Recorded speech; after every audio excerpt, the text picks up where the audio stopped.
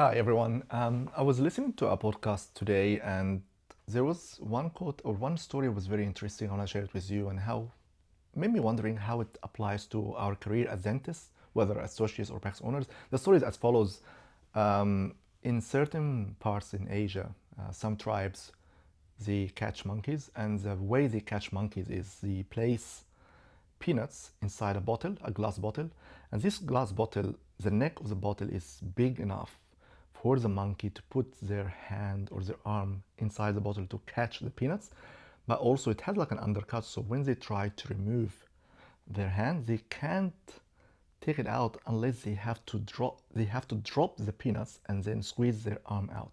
Because monkeys are greedy, they keep holding into the peanuts, they don't want to let go, and they, of course, the bottle is too heavy and they can't get their arm outside the bottle, and eventually they get caught because of their holding into the peanuts. And it got me wondering how it applies to our career as dentists, whether again associates or practice owners. So I want to share with you my unfiltered thoughts on that. First, for credibility, my name is Khaled. I have been a dentist for 20 years. I own my dental practice, Lakeside Dental Spa in Harvey Bay in Queensland. I took from one chair to 10 chairs, from 3 staff members to close to 40 staff members over the course of 14 years. And you can check my details below for credibility.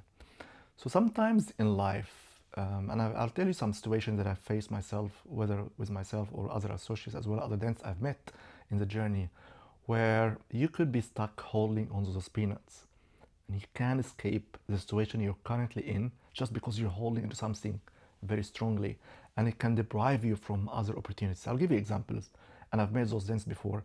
I know a dentist, for example, who works in a government clinic. So with the government, you have a salary package, so you are guaranteed an income, and sometimes you get overtime, you get other benefits as well. You're probably limited in procedures, so you cannot do like dental implants, orthodontics, full mouth rehabs, or multiple unit crowns. Maybe some government clinics you can do root canal treatment and crowns, but very limited to certain criteria. They want to go to private practice badly. They just wish they can go to upskill, but they always have discussion like, I just like the guarantee of the monthly payments. I like the guarantee of the income. I just like certain things about there. I don't want to miss out on that. So that is the peanuts they're holding into, and they just can't let go of that to pursue another career in private where the career might grow, especially if they want to do other things. And again, nothing against working in a government practice. It could be a great career for someone who wants to be there, but for those who wants to get out of it and still holding in this package, they're still thinking about, like they're still stuck with holding into those peanuts. My advice to them is, and I will share the advice at the end, is you can still find those peanuts in a different way, while you can still get your peanuts without getting stuck in that bottle. Other example, and I've seen that a practice owner, so a private practice owner, who enjoys dentistry so much, love being a dentist, love doing their composites, their crowns, their veneers, their margins. When they are on the chair, they are the happiest. But dealing with HR, dealing with marketing, dealing with business statements, profit and loss statements, accounting, they just hate every aspect of it. And they're not good at it as well because they hate it so much. So they're really good dentists, but they're drained so much by practice ownership. The business is not growing, and it's just like, I'm not happy. I wish I can just focus on dentistry, but I like being a practice owner. But they're not growing as a practice owner, they're not growing as a business. And when you ask them, what is it in the ownership that you don't want to let go, that makes you want to stay there, then you can understand what is the peanuts that's holding them. And for this dentist, it was a little bit of ego, like the fact they failed in business, they don't want to admit that by selling and becoming an associate again, and also a bit of autonomy. And then the solution is easy, and I'll share this at the end. Another situation as well, it could be, um, let's say, the opposite way around. You're an associate who love dentistry, yes, but also want to have a lot of autonomy, want to have a lot of say on what can be done in the practice, what cannot be done. So you want to be a practice owner, but you don't want to leave associateship. And when you ask this associate why you don't want to take this step, what do you like so much about associateship? Well, they also like the lack of responsibility. They're not responsible of the outcome of the business. So they want the control of the business, but they don't want to have the responsibility.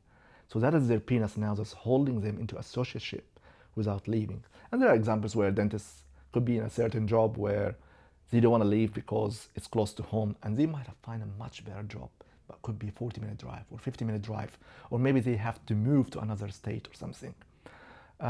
Could be a relationship. It could be with someone, and it's very toxic to you, treating you so bad. But you might say, "Oh, he's really good with the children," and you might end up moving out of this relationship. And the peanuts that they holding them in the relationship is the spouse is very good with the children, but you might find another relationship eventually, someone who can be good with the children and also good to you, and you could be thrive in a different environment, for example. So the statement of the grass is not always green on the other side. Sometimes they are green on the other side. So what's my advice? My advice is to identify the peanuts and try to find it without being stuck. So for example, the government practice dentist, maybe jump into a private practice job, negotiate a retainer, negotiate a fixed salary with commission in the first year or first 6 months. So you got your peanuts, which is security of a job, and also you can slowly progress, and once you get more comfortable that you can produce as a private practice clinician, then you can let go of the retainer and salary and just stay on commission, and you can grow. So negotiate something that you can get your peanuts. Let's say you are the owner, their ego stopping them from selling the practice, and they want the autonomy. Maybe find another job.